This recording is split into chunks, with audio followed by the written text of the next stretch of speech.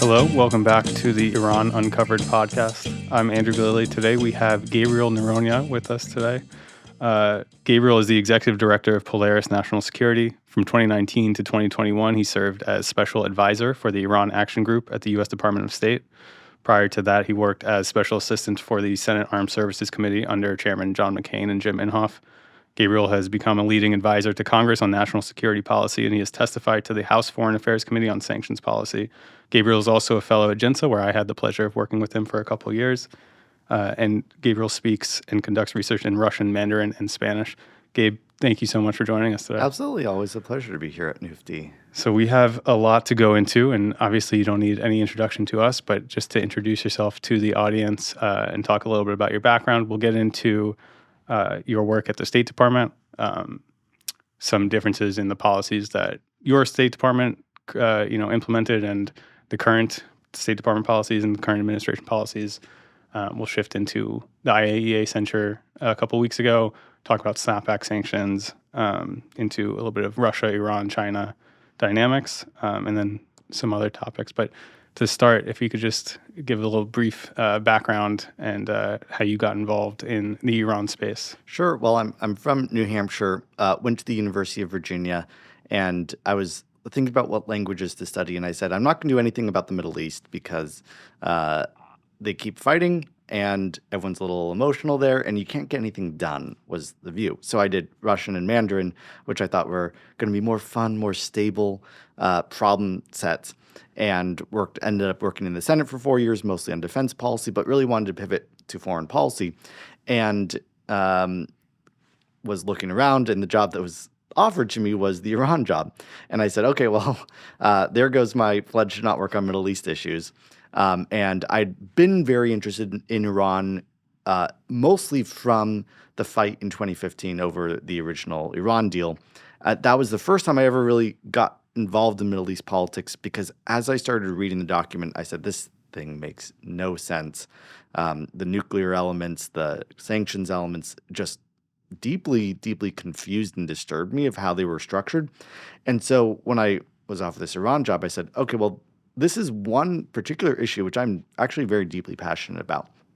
And knew Brian Hook, his reputation sort of preceded him as someone that could get things done. And Secretary Pompeo had really two issues that he worked on pretty much every single day at the State Department. One was China, and the other one was Iran. And having worked for him, typically if you work on, say, the Portugal portfolio, you know everything about Portugal, and the secretary only knows enough to get by in a meeting if he's meeting with the Portuguese. On Iran, Secretary Pompeo knew every single little minutia of Iran policy, and so it was very much a different setup where you were executing on a grand vision. You could provide information and give options, but very different from how most people in the executive branch work, where typically you're sort of building something and you have your own strong views on things. Some of that did happen. But in the case of Iran, it was something where the top leadership in the United States government had control and strong views on every little item, which was actually phenomenal, because I think there were a lot of really good visions being set there of how to put pressure on the regime, but then how to simultaneously try to stand with the Iranian people, understand and be able to defend them, provide a voice to the voiceless who couldn't speak up for themselves, and to try to raise their cause to the world in a way that we always felt that the media and foreign governments really had bought the Iranian regime, the Islamic Republic's propaganda, hook, line, and sinker. And we might talk about Foreign Minister Zarif in a little bit. He was a formidable opponent because he was so talented at his propaganda efforts. Continuing that thought, you mentioned obviously what Pompeo and Hook were able to accomplish and set up. So after the U.S. pulled out of the JCPOA, Secretary Pompeo set up the Iran Action Group. Can you explain a little bit what that was, how that helped set the policies, and maybe, you talk about Zarif, something NUFD has recommended in maximum support is, changing up and altering and fixing the United States foreign media broadcasting, how you guys were able to work on that a little bit. Yeah. So if I'm going to use Portugal as my little example country, if you work on Portugal normally, you are at least 4 steps removed from the secretary. So the secretary has his undersecretary for political affairs, who is called P, and then you have your regional bureau, which is in the case of Europe. And then below that, you have your countries that feed into the regional bureau, that feed into the undersecretary, that eventually feed to the secretary. That creates an enormous amount of bureaucracy, and it creates this problem where the Portugal folks don't have access to the secretary and vice versa. So what the secretary did was he created a number, actually, of special offices, Venezuela, North Korea, Syria, Iran, to go directly reporting to him. And the Iran Action Group was a little bit unique amongst those, where he said, where Secretary Pompeo said, the Iran Action Group controls, directs all elements of Iran policy. Now, there are different bureaucracies within the State Department. There's your nuclear bureau, your sanctions bureau, your communications bureau. But in the case of the Iran Action Group, he was very clear. The Iran Action Group runs and directs all elements of this. They have the final say up to Secretary Pompeo. Now, in this current administration, you saw the Iran Action Group in name dismantled, but you actually kept a very similar structure. They just sort of renamed it. And I think there's something that across administrations has recognized, that Iran is such a problem set that you have to have direct secretarial oversight. Now, we manage the State Department's equities, but the State Department really, at the end of the day, is in charge of both the diplomatic and the information space on problem sets. And there are you have different parts of the government. For example, Voice of America is run by the U.S. Agency for Government Media, USAGM. We heard, starting in 2019 and throughout 2020, all these complaints about VOA Persian in particular, saying that, in the middle of the Aban protests, that they were talking about nature documentaries and they weren't highlighting anything. And so we tried to reform it. And there's actually a little bit better leadership today than there was, I think, back 5 years ago.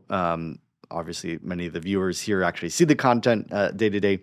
What I ran was, at the time, was called USA Dar Farsi, now USA Bay Farsi, which was the State Department's effort to speak directly to the Iranian people.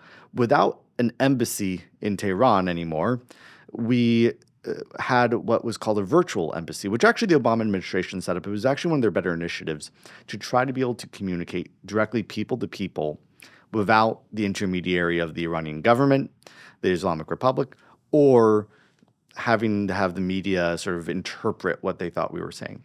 And one of the things I'm most proud of is I led a team of translators and professionals where we built the USA Dar Farsi platform into the number 18 most popular social media account in the world.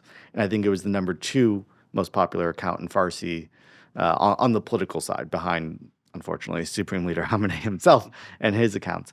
And again, if you strip away the differences between the governments, what we very quickly found, and always knew, and this has always been clear to me, is that the Iranian people love the United States and have an enormous amount in common between those two people. And so I was really proud. We were able to, for a very, very, very small budget, communicate ideology, communicate, here's our American culture, here's what we want for you, here's the hopes we have that you will have a free Iran that can have flights from Tehran to Los Angeles direct in the future. Now, I think U.S. government media can and should be improved, and I think for dollars right now, the U.S. taxpayer probably isn't getting their best bang for the buck. There's always more that can be done to improve government media and how we talk to the Iranian people.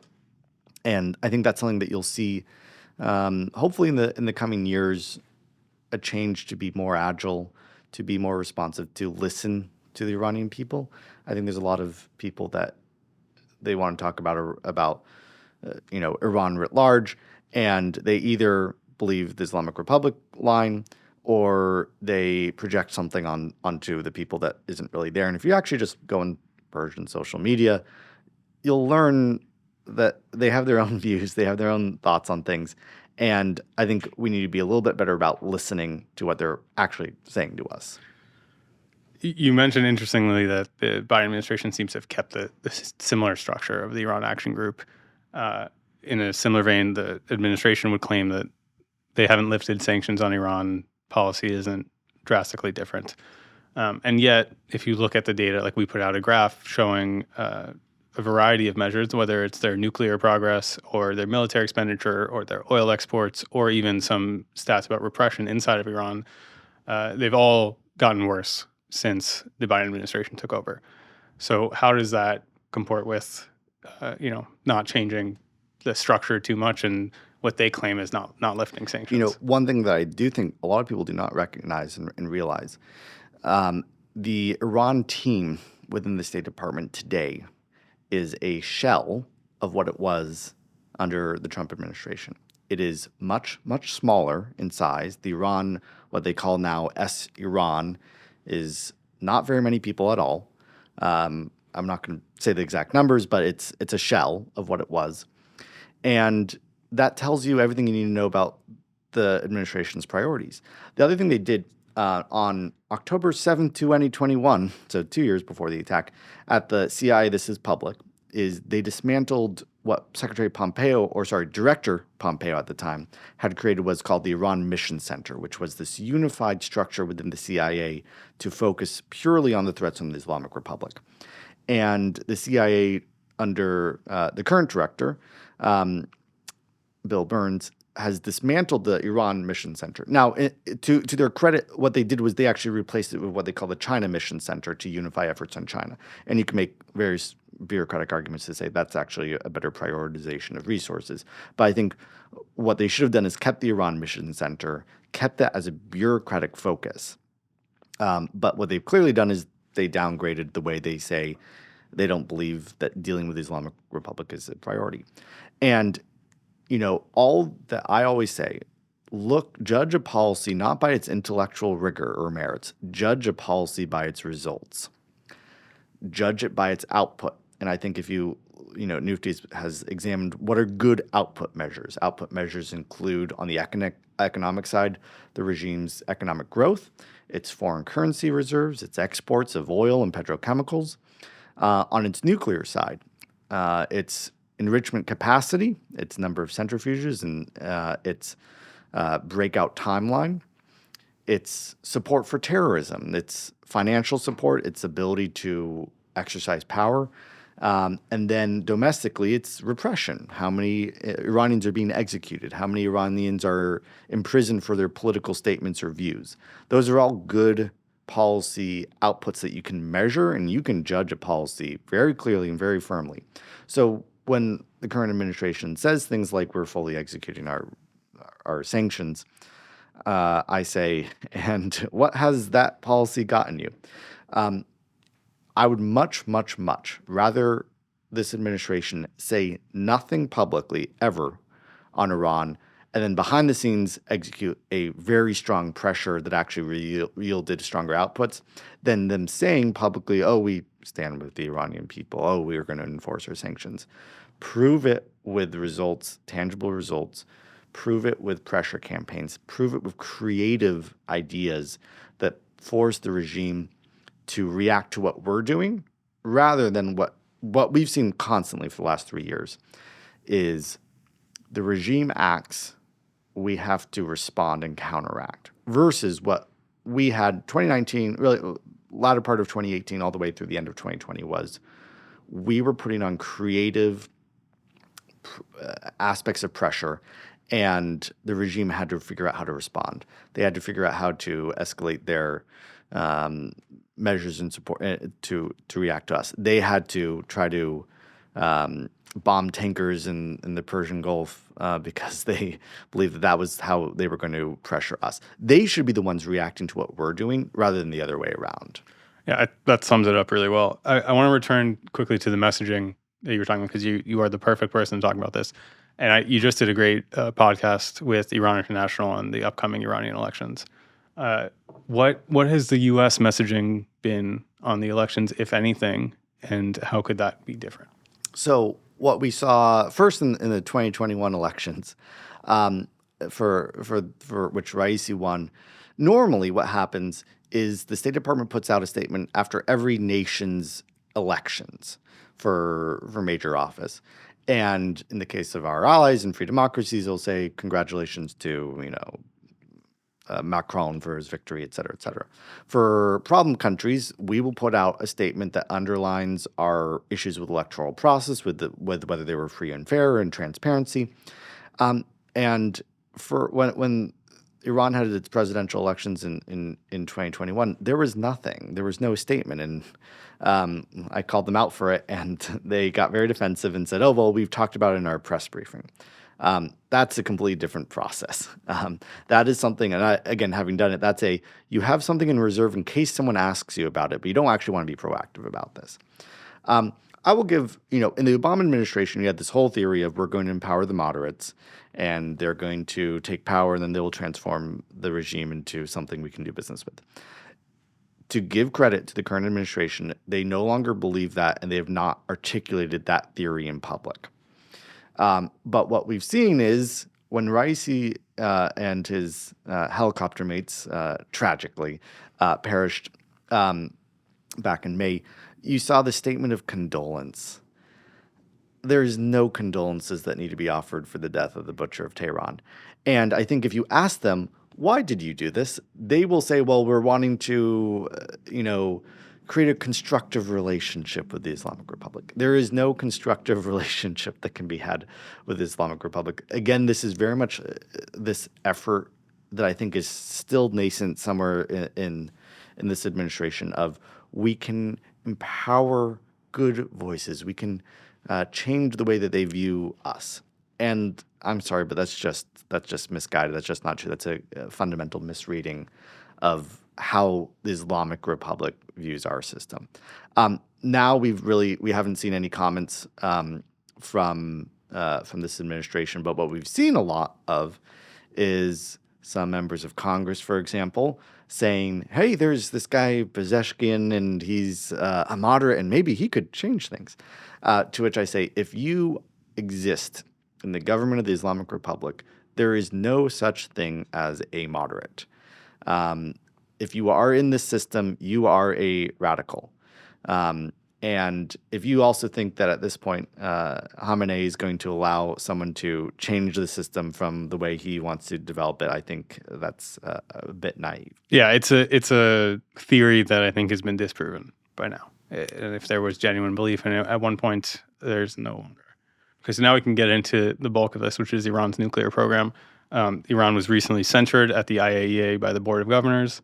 I've said this before. I think for a long time, Iran was only viewed as a nuclear file, and that has recently changed to kind of slowly forgetting about the nuclear file because so much else is going on. Can you just, before we even get into the IAEA, where is Iran's nuclear program today? What do people need to be worried about? What do people not need to be worried about? So there's always two aspects to any nuclear program, the enrichment side and the weaponization side. And we know a lot more publicly about the enrichment side, and we know a lot less about the weaponization side. And that is actually what we should be the most concerned about. It's the unknown there. On the enrichment side, what we have now is Iran has enough nuclear material enriched at 60% for 3 nuclear weapons, which again they could get up to the critical point in about 3 months. And they have enough at 20% enrichment for another 6 to 8 weapons worth. And sorry, just to jump in, that doesn't take very long to get up to 90%. No, everyone, sometimes you think 20%, oh, well, that's just two out of 9. It's not linear. It's sort of this weird, it's almost like a log curve for those who remember their high school stats. It's fun. In our last podcast, Ben and I referenced the sine curve, so we're just nerds here. we are a little bit. And so 20% is actually 90% of the total work needed to get to that 90%. So it's a very misleading number there. So, what I've always said is one nuclear weapon's worth of uranium is not that problematic. It's problematic, but if they use it, if they test it, even if they, God forbid, nuked Tel Aviv, they don't have anything to defend themselves with. One nuclear weapon is not very useful in strategic terms. An arsenal is very useful. An arsenal creates the ability to have second strike capability, which for everyone that was around in the Cold War is why you saw the Soviet Union and the United States build up 30,000 nuclear weapons, was this ability that we can overwhelm the enemy. And so what I deeply worry about on this enrichment side is at some point they are building massive deterrence capabilities. If they could have one warhead, it's one thing, but if they can have 10 warheads dispersed across Iran in various sites, that becomes a much harder military question of, can you take out all those weapons? Can you secure them? Can you destroy the enrichment capabilities, but can you also secure the existing things that we've already seen? So that is its own problem set. And then what we've seen this week in particular is we've seen this story out of Axios that U.S. and Israeli intelligence picked up that Iran is doing some nuclear modeling. And I want to briefly describe what nuclear modeling is.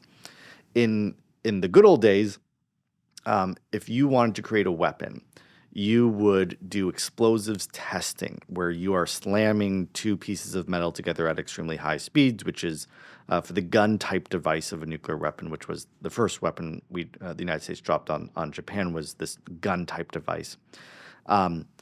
You had weapons experts create this, and then you put it into a weapon and you do it. That both takes a lot of science and machining, and then it's often public. You generally do it in one of your sites. Today, nations can do that weapons experimentation through computer models. And that means or implies that they are doing some of the preparations necessary to conduct something that could actually be a device that explodes. What U.S. and Israeli officials have always telegraphed very quietly but carefully is that weaponization activities are, again, they don't use the word red line, but they indicate it is red line-esque. And so if we're seeing this modeling, that is extremely problematic, and it forces us to ask the question, how far are we allowing this to go before we act? I think the analogy of the frog in the pot of water that is slowly boiling is the right analogy here. The water has been boiling for 5 years now, since May 2019 when the Islamic Republic started sort of escalating its nuclear program again. The question is, at what point does it go too far? Does the United States know when that point is? Does Israel know what that point is? And here's the other question. Does the Islamic Republic itself know what the United States and Israel have as its red line? This is, I think, been one of the least studied things in really world foreign policy right now. I think this is one of the most important questions in the Middle East. I think the other one is what's going on in Israel and in Gaza right now. And I think the other most important question in the Middle East is how are we viewing and thinking about whether or not the United States and Israel are going to strike Iran's nuclear program?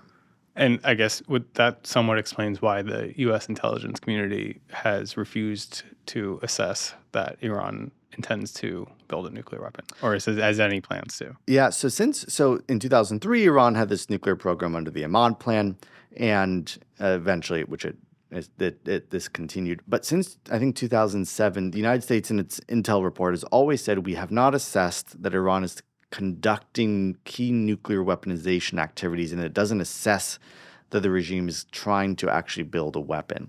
And that assessment was actually even conveyed just a month ago in the State Department's annual arms control report. That is a very interesting and significant statement. And there's a lot of people on the outside now who are saying, is that actually correct? Obviously, we don't have access to intelligence anymore, but the fact that we're not even saying that they are undertaking these key weaponization activities is starting to be contradicted by a stream of evidence that implies very strongly that they in fact are. And so there's a good question. Why are we saying that this is not something that they're doing anymore. Um, these are some of the mysteries that when you're not in government anymore, you don't have access to and you can't debate fully. But I think, if there's one sentence in this 100-page long report that only huge nerds look at, that is, I think, the most important thing from that recent report. So on the recent censure at the IAEA, I guess if we can go into a little bit of, I don't know if people understand that's a long-standing obstruction. It's because of a long-standing obstruction on Iran. It's not just recent violations to their commitments to the IAEA. It's long-standing things that have been going on. But also, so Iran recently responded and installed a ton more centrifuges at the Fordo facility, I believe. I don't know how much you've been able to look into that, but some thoughts on that response. JINSA wrote a great piece, Jonathan Rui, JINSA wrote a great piece summarizing the history of the censures at the IAEA. And then we can get into a little bit of what the next step there would be. Yeah. So, the IAEA has its quarterly board meetings where they have the ability to issue kind of two types of resolutions: a censure resolution, which is sort of a strongly worded statement saying that we oppose and censure someone for something they did. And then you have the stronger version of that, which not only censures, but also refers the issue to the UN Security Council formally. This is what happened in 2006 to 2011.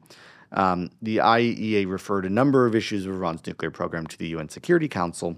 And then this UN Security Council unanimously, and I think this is important, unanimously with Russian and Chinese support, elected to impose 6 different resolutions against the Islamic Republic, including the arms embargo, including the ballistic missile ban, and bans on nuclear enrichment activities, and all these things, which were eventually converted into UN Security Council Resolution 2231 as sort of the twin to the JCPOA. That was really significant. That was the international system working exactly as it is intended to be, with responsible actors doing responsible things and putting pressure on countries seeking nuclear to go nuclear. What we've seen now is in the past 5 years, we've seen this was, I think, the third IAEA censure resolution. And at no point has the IAEA Board of Governors done a resolution that would actually refer the issue to the UN Security Council. There was a lot of focus and attention on the IAEA in the last year on whether it would do this or not. And some critics can perhaps rightly say, well, in the Trump administration, there was only one IAEA censure resolution. You guys didn't really do any. To which I sort of say, yes, because we were busy doing other things. The IAEA is not the end-all, be-all. A censure resolution is simply that, is simply a strongly worded statement. That is the bare minimum. And so today, I think, you saw a lot of members of Congress on both sides of the aisle saying, okay, if we're not doing all these aggressive sanctions things, the least you can and should do is the bare minimum of an IAEA censure. And yet the U.S. was reportedly against the censure. Yes, which I was going to say is pretty irritating when you see us not just opposing, but whipping other countries' diplomats to say, we want you to abstain from this resolution. Now, the reason... To clarify, they ended up joining the resolution. After they were shamed significantly publicly, they backtracked and said, oh, well, we've always been in full support of our European colleagues who've been doing this. It's a bad sign when the Europeans are the ones leading an effort against the Islamic Republic and we're the ones following. And the reason, and I do think it's interesting to examine why. And the United States position, which is never public but has been conveyed to me, is basically this concern that we might provoke the regime and that we need to abstain from provocations because that will lead the Islamic Republic to do more things on its nuclear side, which is exactly what the Islamic Republic did and has always done after an IAEA censure resolution, is they increase some nuclear enrichment, something here and there. Why do they do this? They do this to try to teach our systems. They are trying to teach our system that you cannot bully or pressure the regime and that will only be met with escalations. Again, you have very thoughtful decision makers on the other side in the Islamic Republic who are trying to bolster their side and create leverage, and they are always and desperately always trying to teach our system the wrong lessons. And the question is, do we let them teach those lessons and do we let ourselves get bullied, or do we call their bluff and say, escalation from you guys meets escalation and consequence from our side. So what they did was they installed cascades of centrifuges. In practice, what that means is, and I'm stealing here from my colleague Jonathan Rui at JINSA, is if you took the centrifuge cascade equivalent in IR1s, which is the most basic centrifuge, prior to this resolution, they had the installed equivalent of about 120 cascades, and they have just jumped from 120 to 160, so about a third increase. What that means is their ability to enrich uranium is now a third faster or more advanced, which again means that they could create a larger, broader arsenal of weapons. Their speed to be able to create that has increased. Their speed to be able to get to 90% has increased. All of this is a bad thing. And it's important at this juncture for the United States and Europeans to counteract moves like that with more pressure so that you change their system thinking into that extortion and nuclear escalation actually hurts us rather than builds us leverage. So let's talk that next step, the UN Security Council and snapback. I think first there's an easy way to simplify snapback as it would be triggering sanctions and arms embargo, ballistic missile drone sanctions on Iran, their ability to export ballistic missiles and drones. But it's clearly more complicated than that. So a little background on what snapback is, how that process works, and then it was interesting to see Javad Zarif in the recent presidential debates in Iran reference snapback kind of mockingly at the U.S. and the West. And he said something like, Iran has used snapback. So can you explain what he's talking about there and how that is different than the West triggering snapback sanctions? Sure. So there's actually, this is incredibly complicated, but I like to use two analogies, which is there's marriage counseling and there's divorce. So the Iran deal has two components. You have your JCPOA, which is between nations commitments, and then you have the UN Security Council resolution, which was passed in quote international law. Which you have a great graph, by the way, that breaks down the differences in the two and the sunsets in each. Yeah, and we'll have to put that on, yes. on the video. So what the JCPOA has is what's called the dispute resolution mechanism, which I refer to as marriage counseling, which is one side says you're not abiding by your side of the bargain. We are bringing this to the council for arbitration and discussion. And the Europe started doing this in January 2020 after Iran. I think they had eliminated their last of their JCPOA commitments that they no longer abide to, and Europe said we are coming to the Commission. We are formally issuing our dispute, and Iran responded in kind by saying, "Well, you aren't living up to your commitments about all the economic relief you would give us," and so they both issued disputes. Now, what was supposed to happen in that dispute resolution mechanism is that you have 30 days to work out your disputes, and then you get back into compliance. And then you have the ability to continue that for another 30 days. Well, what we now have is 4.5 years of marriage counseling going on, which is all a complete facade. Everyone kind of knows it's a joke. But what that dispute resolution can do is it can lead to the divorce proceedings at the UN Security Council, also known as snapback. Now, when I was at the State Department, we initiated snapback. We just skipped the marriage counseling part and went straight to the snapback part. And that is what we call a reverse vote at the UN Security Council resolution. Normally, it's one country can veto and block any resolution that gets passed. But in this case, it was a reverse structure so that basically you propose sanctions relief to be continued, and any country can veto that and say, actually, no, we're getting rid of sanctions relief. So that was something that was created by the negotiators in 2015 to basically guarantee that if Iran broke its commitments, the West could return those sanctions back into place. Now, when we did that in 2020, the United States was fairly accurate to say was isolated in this, and we were the only nation that actually supported this.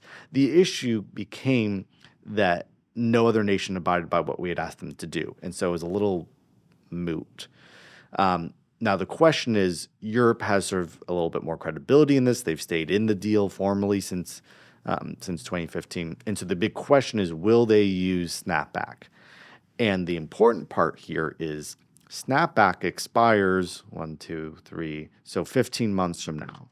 Snapback will expire permanently because in 2025, the deal basically says, congratulations, Iran, you've been in the deal 10 years. All these sanctions end permanently. And at that point, not only the arms embargo will end, the ballistic missile ban will end, and prohibitions against cooperation with Iran's nuclear program will end as well. That's a big one, especially if you're China or Russia, saying, okay, you can now actually formally, legally work with Iran's nuclear program. You can provide them all sorts of nuclear centrifuges, technical work. That's pretty problematic. And so there's this ticking clock now for Europe to use this method. It's basically use or lose.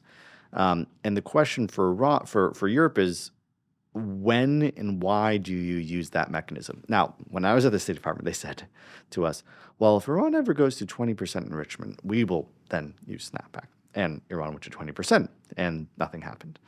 And then they said, well, we're holding that out as a prevention so that Iran doesn't go to 60%. Well, Iran went to 60%. In response to one of the censures, right? I think they just did. I can't remember exactly why they did. That was April 2021. So it was. Oh, okay. It might have just been generating negotiation for those leverage for those negotiations. And here we are now, and I'll keep to myself what European diplomats have told me, but it doesn't inspire a lot of confidence from my side.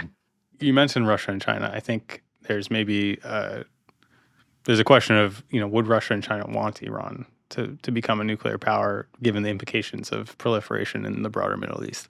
But specifically on snapback and Iran's sale of drones to Russia, how does snapback affect that? Why is it so important in that regard? And I mean, you've done so much on Russia and China. You're obviously not just an Iran expert. Talk a little bit more about the Russia, Iran, China axis. Russia in 2006 was actually, they were pretty good allies of Iran.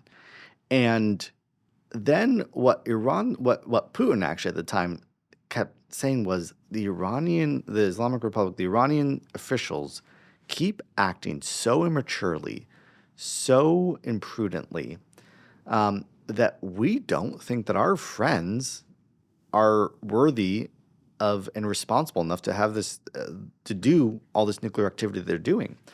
And they were originally going to sell Iran one of their advanced air defense systems. And they said, we're not doing this. You guys are just being completely irresponsible. You are not responsible enough to be a nuclear state. And so that's why they ultimately agreed from 2006 to 2011 to get on board these international sanctions. Interestingly, they did create a caveat where they allowed in those international sanctions regimes, they carved out for themselves the ability to give to sell Iran air defense systems. And one thing that we've seen now is that Russia is playing the political protector of Iran at the UN Security Council and other international venues, where they are blocking resolutions. They are voting against the IAEA censure resolution. And so we've seen this approach change, where I think Russia is very isolated. It needs help from Iran for munitions for its war, particularly in the form of Shahed drones. And they now have a joint production facility about 500 miles east of Moscow, which in theory will be able to build 6,000 suicide drones a year once that's all up and running. That is currently legal under international law because last October, the UN Security Council's sanctions against that activity just expired. So there was a prohibition on any device that could be used in theory to deliver a nuclear warhead, of which actually, according to the UN's technical specifications, these Shahed drones are actually capable of doing that. So what that means is, as of October 18th of last year, all that Russian-Iranian cooperation is now legal. It was all going on before then anyways. And so one of my other complaints I've had with the Europeans is sort of saying, you are legally allowing Iran to build and sell drones which are used to kill your citizens, decimate your cities, slaughter your people, and you've allowed this to happen without consequence. So again, if snapback were imposed today, legally, all those things would go back into UN sanction. And states would actually be allowed under international law to intercept ships, intercept planes, anything that they believe are carrying components or anything related to those trade. Countries would be legally not only authorized, but actually encouraged to go and intercept these things. In March, you wrote a piece highlighting how Iranian terrorist groups are using European banks with the knowledge of the U.S.'s European allies. What's going on there? Why is that being allowed? So under the JCPOA, Europeans lifted sanctions on all sorts of Iranian banks. These were banks that are not just, commercial facilitators. They also allow and conduct clandestine transactions for terrorism, for the IRGC to send money to its terror proxies, that disguise payments for issues of nuclear proliferation, that allow the regime to buy components for its ballistic missile system. So these are not just this is not TD Bank. This is terror banks. But they agreed to lift those sanctions in the JCPOA because the Europeans are still wedded to this fiction that they can keep the deal alive, and because they haven't done snapback, they have kept sanctions relief on these banks. Some of this is actually not JCPOA. There's some banks which actually they didn't have to lift sanctions on, but they chose to do so out of goodwill, and they're not legally obliged to. So they could actually today put sanctions on these banks.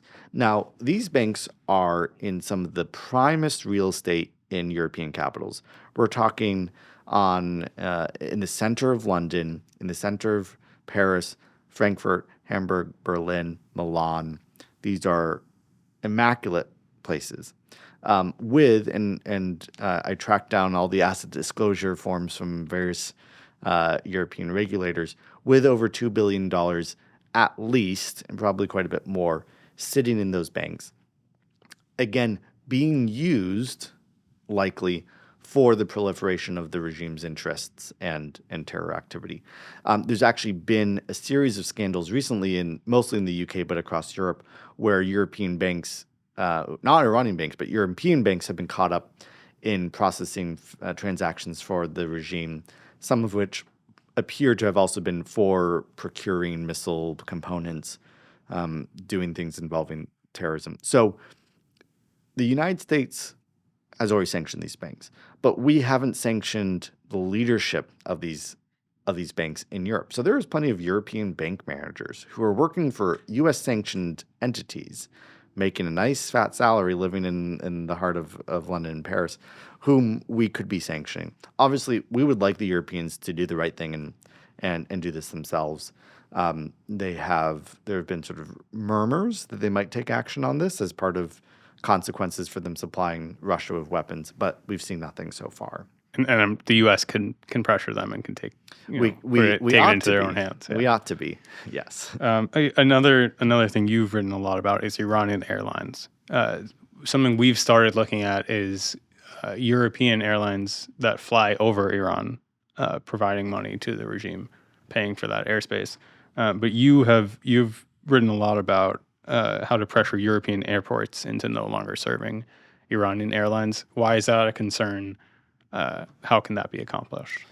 Just like Iranian banks are not like TD Bank, Iranian airlines are also not like American Airlines or Delta, shall we say.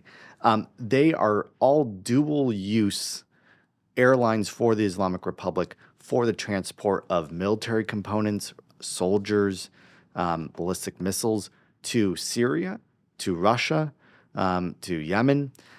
We've even seen a lot of evidence that IRGC officials will go in under fake names in these airlines and that they will fake their cargo manifests. If you're imagining that you're trying to be the TSA of Europe and you have Iranian airlines where the Iranian officials are faking the cargo manifests and the passenger manifests, that is an enormous risk to European aviation security. But then the other issue here is that these are the airlines, and sometimes these are the exact same airplanes, ferrying the drones, the munitions, and the personnel to Moscow, who again are going into European territory and killing Europeans. And so this is a question of what consequences are Europe going to impose on the Islamic Republic for killing their own citizens. And so what I did is 2 years ago, I started identifying all the airlines that were delivering weapons to Moscow, and then the ones that were also still flying into European airports. And there were, I think, over 20 European cities taking in these airlines from Iran Air, Mahan Air, Keshem Air, and I think Fars Air has been sort of doing some of the Iran Air's work. Because of that pressure and some of the advocacy work, Congress has now passed in its recent tranche of Iran bills, including there's the Missiles Act, the Moss Act, and the Ship Act. The Missiles Act included requiring the State Department and the U.S. government to have a strategy about how it's going to counter these Iranian airlines going into Europe. And here's the thing. All those airports, Heathrow, Charles de Gaulle, et cetera, they're all violating U.S. sanctions too, because the United States has imposed sanctions on these aircraft and airlines. We are not enforcing them. So all those airports currently under U.S. law could be sanctioned today. I don't think those airports realize that, and we haven't probably told them that legally they are in deep financial and legal trouble.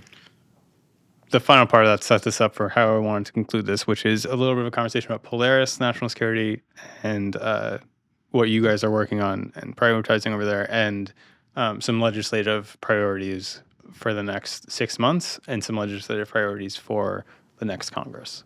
So right after I left the State Department, I was working with the spokesperson, Morgan Ortegas, who I'd worked with, and all our public communications. And we said, we've had a lot of wins in the Trump administration on policy. We've had the Abraham Accords. We've had maximum pressure on Iran. We've deterred Russia from invading Europe. We've had all these wins on China that a lot of people just don't know about because they were caught up in the various drama of that administration. And we wanted to both explain to the American people what we did, why it was important to have that foreign policy, why conservative foreign policy is not isolationism, and why Trump's foreign policy was not isolationist.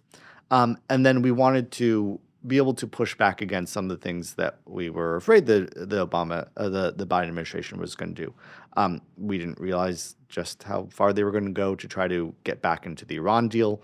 And so one of the things that we do primarily is we go all across the nation and we talk to the American public. We hold events all across the United States, talking about the threat of a nuclear Iran, talking about the threat of terrorism metastasizing in Afghanistan, talking about the influence of the Chinese Communist Party and what would happen if they invaded Taiwan. And what we've seen over the last 4 years, but really we were starting to see it before, is that there is a new axis emerging. In my view, we are currently in World War III. If you're 1940, you might not say, oh, we're in World War II yet because Pearl Harbor hasn't happened. But looking back now, we can say, well, no, World War II really started in 1939, and we realized it in December 1941.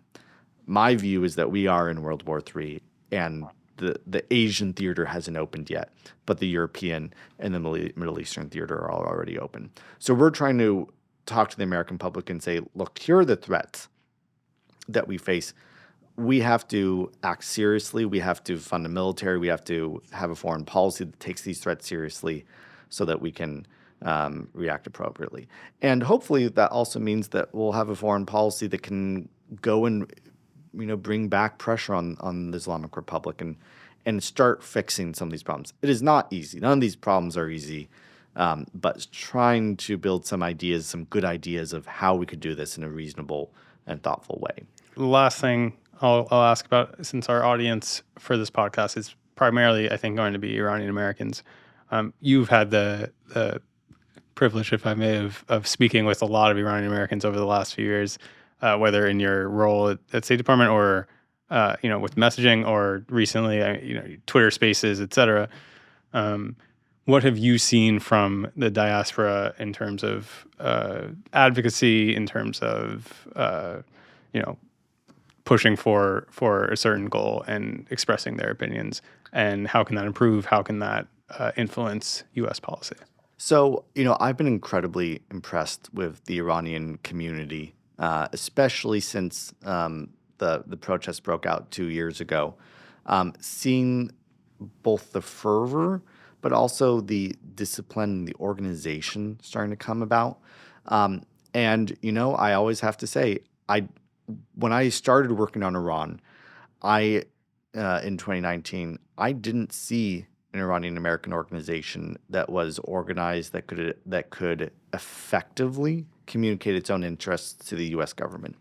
And one of the reasons I'm here is because NUFTI was that organization that I started to see being able to effectively, thoughtfully communicate those things in a way that we always met with the diaspora, but being able to bridge diaspora into Washington is a really effective thing, and it's a very difficult thing, and NUFTI's done that really well. So maybe that's a good place to end it. Awesome. Is a lot of people have noticed and been very appreciative of how NUFTI operates. Much appreciated. Thank you for joining us, Gabriel. That was an awesome conversation. I think we got a lot done. Thanks for having me, Andrew.